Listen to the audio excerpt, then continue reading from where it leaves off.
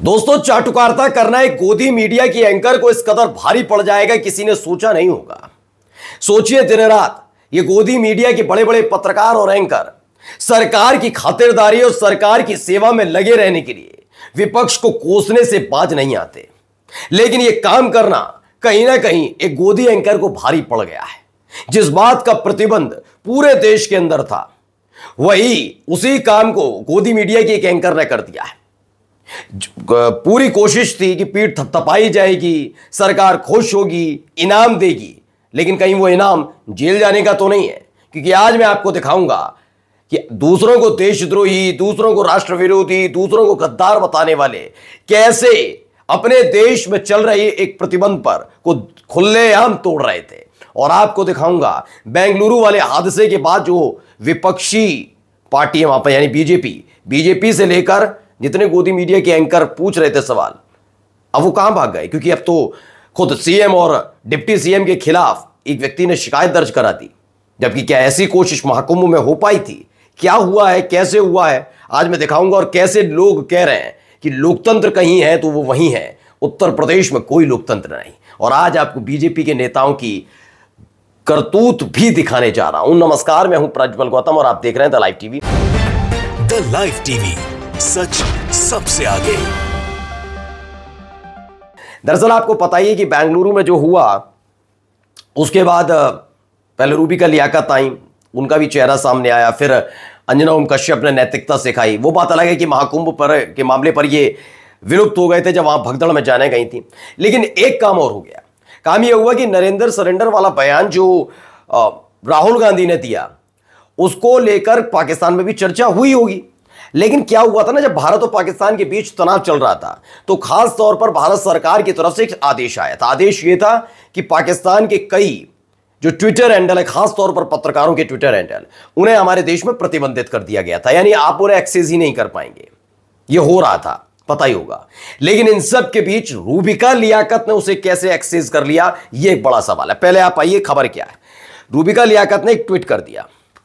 एक ट्वीट क्या है? यह हामिद मीर का एक ट्वीट है जिसमें राहुल गांधी ने नरेंद्र सरेंडर वाला बयान दिया, उसको लेकर उन्होंने बोला।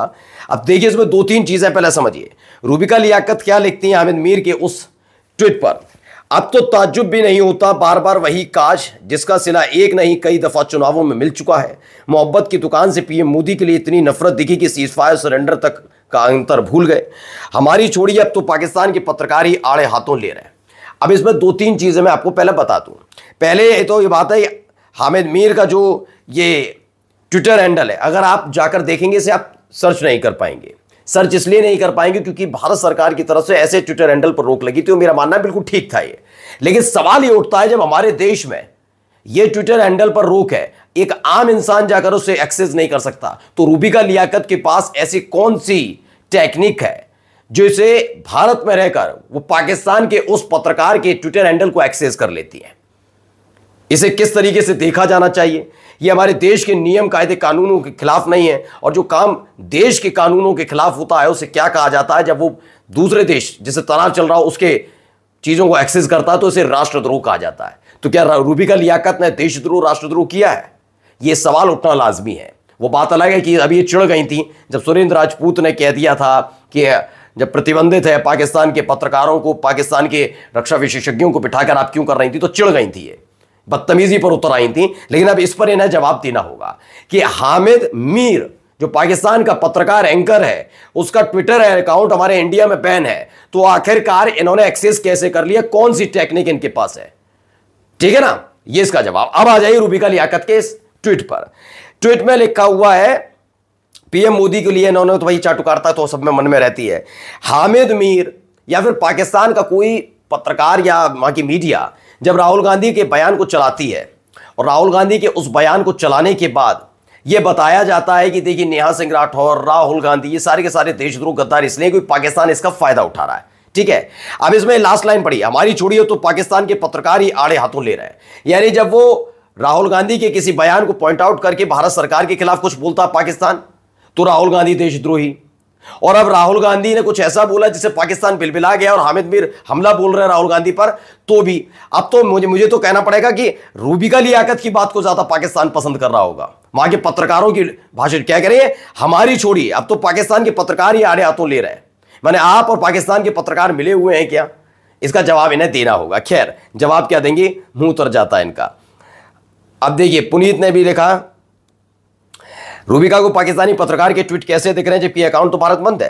क्या रूबिका का अकाउंट पाकिस्तान से चलता है?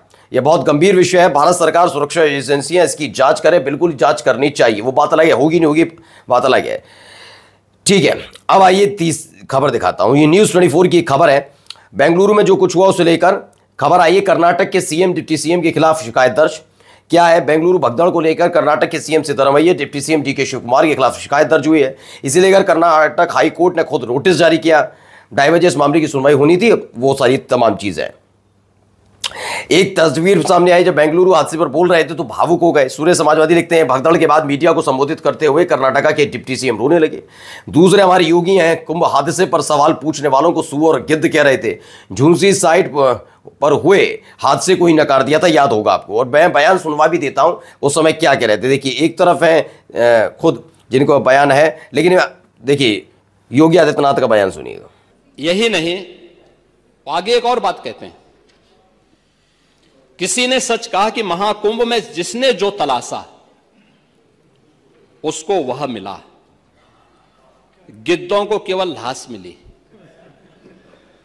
सूअरों को गंदगी मिली। ये बताइए, ये मुख्यमंत्री का बयान था अपनी असफलता पर।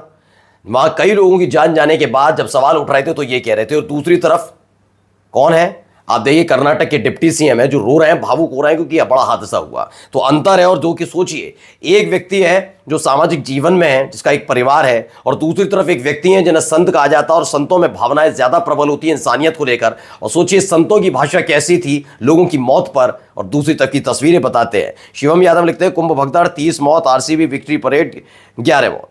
इन दोनों घटनाओं में कौन मुख्यमंत्री कितना संवेदनशील था वीडियो में देख सकते हैं। बिल्कुल सही बात है। अब आइए इस आदमी के चेहरे को पहचान लीजिए। चिराग पटेल ने लिखा, दलाज मैन है, भूषण पी अथाले, ये 1975 में पैदा हुए हैं। अब 26 महीने की सजा सुनाई गई है, फेडरल प्रिजन सुनाया गया है। क्यों? क्योंकि ये लगातार गंदी और घिनौनी टिप्पणियां कर रहे थे। जैसे हमारे देश में आम हो चला है ना, मुसलमानों के खिलाफ कुछ भी बोलते रहो, मार दूंगा, काट दूंगा, भावनाएं आहत हो तो शरीर का हिस्सा काट लो। वो हेट क्राइम में आजकल नहीं, हेट स्पीचेस में नहीं आता। वो तो अधिकारी बोलने लगे तो हेट स्पीच किस बात की। तो यही काम करता था। टोपी आप देखकर समझ गए होंगे किस पार्टी के विचारधारा से।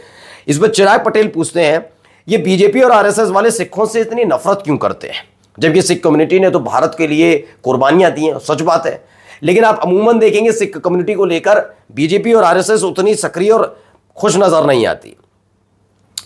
अब एक खबर निकल कर आई है, कुणाल शुक्ला ने लिखी, एक पूरा मेमो है, अर्जेंट पोस्ट लिखा है इसमें, सीआरपीएफ की तरफ से कहा है। ये देश के असली मालिक अंबानी अडानी है। ये बात धर्म और जाति की लड़ाई में उलझी हुई जनता जितनी जल्दी समझ जाए उतना अच्छा है। राष्ट्रीय सेठ मुकेश अंबानी अपनी सुरक्षा के लिए केंद्र सरकार को कितना भुगतान करते हैं, इसे आरटीआई के तहत जानकारी देने से इनकार कर दिया गया। अडानी को एसबीआई ने कितना कर्ज दिया ये नहीं बताएंगे। अंबानी के चिड़ियाघर में जानवर कहां से लाएगा ये भी नहीं बताया जाएगा। ये सारी चीजें क्यों छुपाई जा रही हैं? ये ऐसा कौन सी बात ही कर रहे हैं राष्ट्रीय हित में? अगर अंबानी और अडानी के लिए खबरें हैं तो पूछी जाएंगी ना, वो किस तरीके से राष्ट्रीय सुरक्षा का दायरा देकर आप आरटीआई से मना कर सकते हैं। अब आइए, बीच में एक आदमी बैठा हुआ है। इस तस्वीर को देखकर आप सोच हैरत में पड़े गए, बड़े बड़े अधिकारी वहां बैठे हैं। सचिन गुप्ता है पत्रकार, उन्होंने कहा, ये महाफ्रॉड अरविंद पांडे का एक और कारनामा है। एडिट करके बनाई इस तस्वीर में खुद बीच वाली कुर्सी पर बैठा है, दोनों तरफ चीफ सेक्रेटरी, डीजीपी और बड़े अफसर बैठे हैं। ऐसा लग रहा है जैसे यूपी का सुपर बॉस अरविंद पांडे, जबकि रियल फोटो में उस कुर्सी पर सीएम योगी आदित्यनाथ बैठे हुए थे। अरविंद पांडे को मैनपुरी यूपी पुलिस ने पकड़ा है। इस पर सैकड़ों युवाओं को सेना में भर्ती करवाने के नाम पर ठगने का आरोप है। और जाते जाते सुदर्शन की एक खबर देख लीजिए।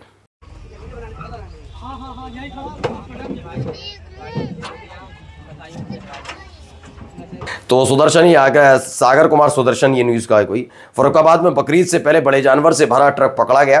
गोरक्षा दल के लोगों ने भैंसे से भरे ट्रक को पकड़कर पुलिस को सूचना दे दी। लेकिन कम से कम भाई पता तो कर रहे थे ये ट्रक जा कहाँ रहा है। कहीं ऐसा तो नहीं कि बकरीद के से जोड़कर तुमने इन लोगों ने पकड़वा तो दिया, ये कहीं हिंदुओं के भोजन बनने के लिए तो नहीं जा रहा था। नमस्कार।